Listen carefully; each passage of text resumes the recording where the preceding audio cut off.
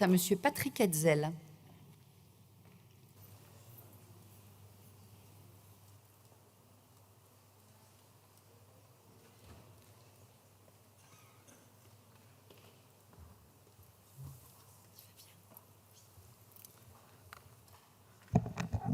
Madame la Présidente, Madame la Ministre, Monsieur le rapporteur, mes chers collègues, nous examinons aujourd'hui en séance, en nouvelle lecture, un texte de bon sens qui vise à corriger une véritable absurdité juridique.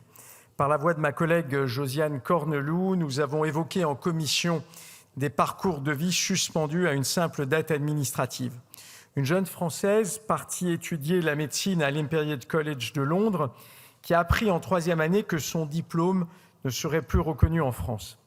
Un médecin généraliste franco-britannique installé dans la Drôme, contraint de repartir travailler au Royaume-Uni et de laisser sa famille ici, faute de pouvoir exercer simplement sa profession de médecin. Pourtant, la qualité de la formation médicale britannique n'a pas changé entre le 30 décembre 2020 et le 1er janvier 2021. Pourtant, depuis le Brexit, ces praticiens sont mécaniquement assimilés à des professionnels diplômés hors Union européenne.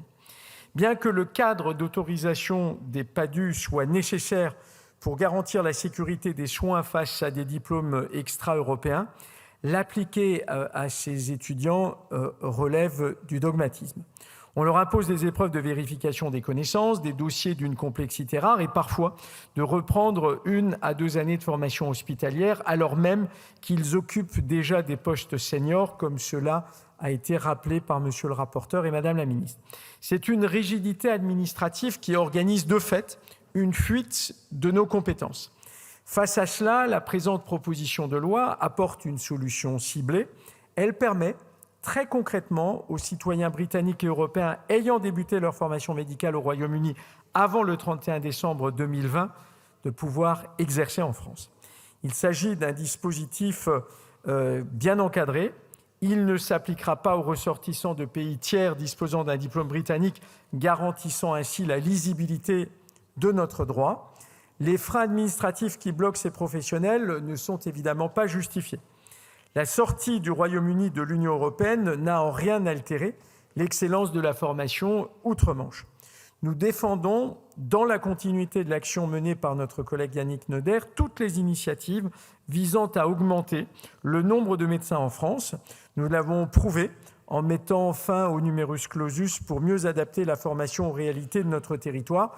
Et vous venez d'y faire référence tout à l'heure, Madame la Ministre. Aujourd'hui, l'urgence sanitaire est absolue.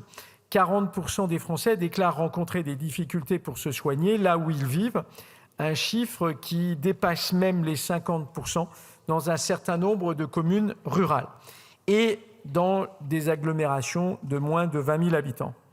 Ce sont plus de 6 millions de nos concitoyens qui n'ont toujours pas accès à un médecin traitant. Et la situation ne va pas s'améliorer d'elle-même, puisque d'ici 2030, près d'un généraliste sur 2 aura atteint l'âge de départ à la retraite. Comment, dans ce contexte de désertification médicale, justifier le maintien à l'écart de praticiens francophones, qualifiés et prêts à exercer immédiatement sur notre territoire? Ce texte ne saurait néanmoins constituer une solution structurelle et durable, ni remplacer la nécessaire réforme pluriannuelle de la formation et de l'attractivité de nos métiers du soin. Mais parce qu'il lève une barrière inutile, parce qu'il restaure une cohérence juridique et parce qu'il constitue un levier d'augmentation rapide et immédiat du nombre de médecins dans nos territoires, le groupe de la droite républicaine votera en faveur de cette proposition de loi. Je vous remercie. Merci, Monsieur le député. Pour le groupe écologiste et social, la parole